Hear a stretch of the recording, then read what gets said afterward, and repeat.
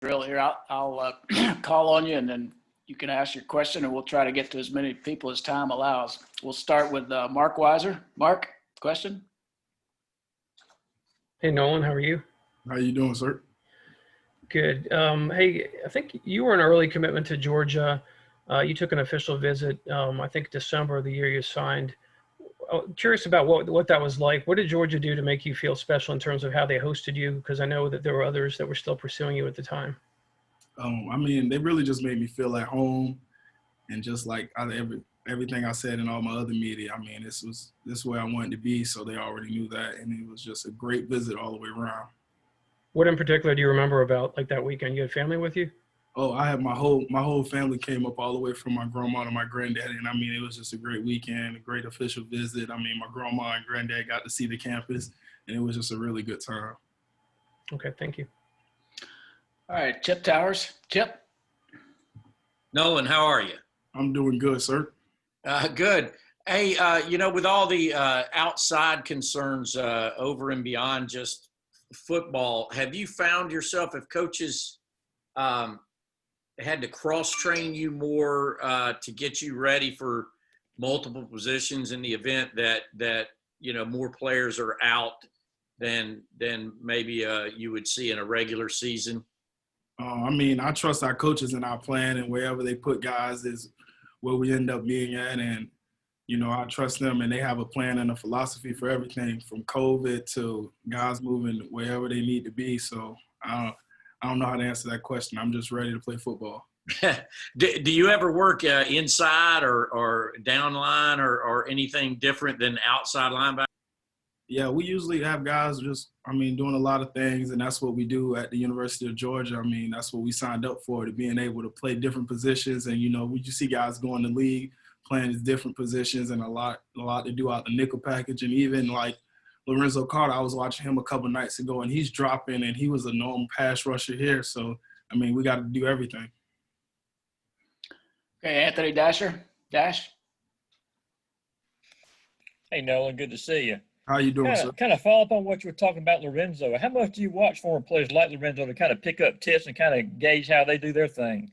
Yeah, I mean, I try to work out with those guys, Lorenzo and stuff, because when they come to Atlanta and being part of, we call ourselves the Wolfpack outside linebackers. I mean, we're a close-knit group from the alumni and stuff. So, I mean, we go work out all the time with them, and they just teaching me things that they learned from the league and that I could apply to myself in my playing days at Georgia. Who else do you work out with besides Lorenzo? Bellamy, Zoe and Bellamy, they're a package deal. So anytime I know Zoe texts me, he texts me from Bellamy. I mean, it's always a great time to see those guys. And after the workout, we sit down and eat and talk, and it's really good time. Thanks, man. All right, Seth Emerson. Seth? Hey, Nolan, how much does all the depth you all have allow y'all to play so many guys and stay fresh and like specialize, and how critical is that to y'all as a defense? I mean, everybody wants to play and everybody's going to play, but if Coach Smart puts us in those spots and he trusts us and he knows that everyone from 1 all the way to 4 deep, we're going to be ready to play and go out there like our hair is on fire. So I think that's something that we build, and that's our brand of defense, and that's something I'm happy to be a part of. Did you feel a little bit like kind of a specialist last year, and maybe this year you're going to be able to play maybe a few more downs, a few more packages? It was all about – last year it was all about really learning the playbook, transition from high school to college, and, it's a big jump and transition for everybody, and I'm just happy that I was able to make that jump and able to play, and hopefully that – I can play a bigger role in this year up to come.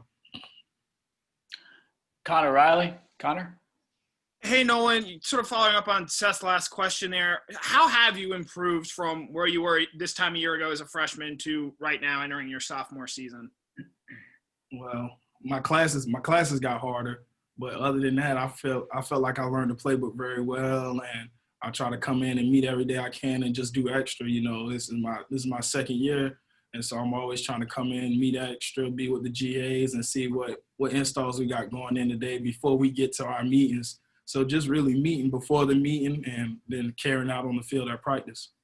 And then with Jordan Davis being such a key part in the middle of the defense, what does he do that allows sort of the rest of the defense to make the plays that they end up making? I mean, he taking on 2 and 3 blocks, man. He was 0-nose, a big guy, and I love the energy that he bring every day. Like, those guys that bring that type of energy and type of stuff has made what Georgia defense is, and, I mean, you can't ask for nothing more out of them. Jake Rowe. Jake? Yeah, Nolan, good to talk to you, man. I just wanted to see last year, obviously DeJuan Mathis is a big topic this preseason and repping at quarterback and having a chance to win the starting job. Do you remember or recall last year when he was able to kind of make it out to the scout team and kind of was that a surprise at all or to you guys that he was able to jump in and do that and kind of what he was able to do on the scout team to get you guys ready for some of those late season opponents?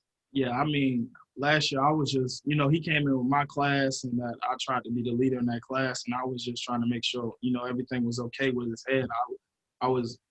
My least concern was him out there on the field and I'm making sure that he's 100% healthy because that was after he got the surgery and, I really care for DeJuan and we're like brothers. And basically anybody that came in the class with me know that we all close knit. So I was worrying about that more than him being on, scout team helping us with other components.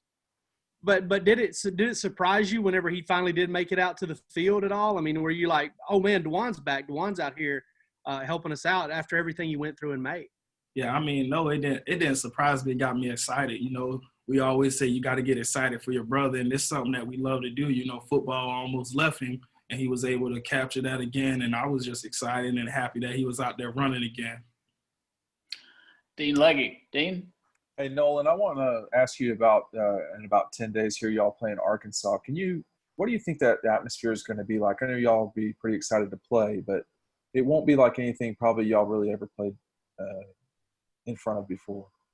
Well, I've been watching the NFL games and, the Giants games, they had no fans there due because New York and their big corona breakout. I mean, we just got to handle our business in front of us and, do what we do and bring our own juice. Jed May. Jed? Hey, Nolan, how are you? How you doing, sir? I wanted to ask you mentioned earlier, making sure you do extra, heading into your second season. How do, whether it's the coaches or your teammates, sort of drive that in the program and help guys like yourself and Trayvon, who played a lot as freshmen, sort of avoid that sense of complacency? I mean, you try to tell yourself every day, man, you got to get up and get better. Somebody either getting better or they getting worse, and you don't stay the same every day. So if I got an opportunity, if I get out of class at 12 and I don't meet till 2, I got enough time to get treatment and to come in and meet a little more and get in my playbook just a little more and go over practice plays and stuff like that and then scrimmages and whatever I need to do during that time. And, I mean, it's just knowing yourself and knowing that you always got to get better. Thank you. Jillian McIntyre? Hey, Nolan. So I just wanted to discuss the home field advantage a little bit. I know that the energy and the noise inside Sanford really does help you on the defensive side of the ball make big stops. So how do you think the changes in the environment is going to impact you and the rest of the defense for making those big plays? Yeah, my honest opinion, I don't think there's going to be a drop-off. I mean, I grew up a Georgia fan. I grew up right in Savannah, Georgia, and I've been watching the football all my life. I don't think it's going to be a drop-off. I don't think our fans are too worried about Corona. I think they're going to come out, be pumped. I think it may be, 75% less, but it's going to sound like 100%, and I can't wait. Thank you. All right, Greg Poole. Greg?